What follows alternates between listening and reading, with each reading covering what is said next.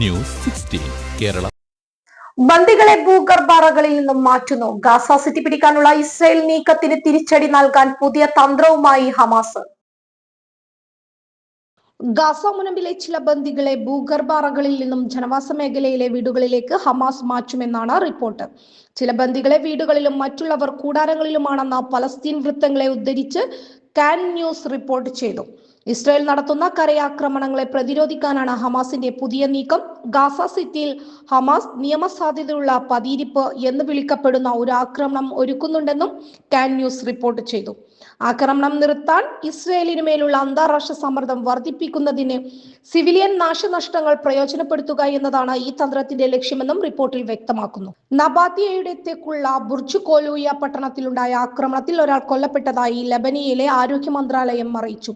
ആക്രമണത്തിന്റെ ദൃശ്യങ്ങൾ IDF പുറത്തുവിട്ടു. 2024 നവംബറിലെ വെടിനിർത്തലിന് ശേഷം സമാധാന കരാറിലെ വ്യവസ്ഥകൾ ലംഘിച്ച് 230-ലധികം ഹിസ്ബുള്ള പ്രവർത്തകരെ ലെബനിൽ നടത്തിയ ആക്രമണങ്ങളിൽ വധിച്ചതായി IDF പറയുന്നു.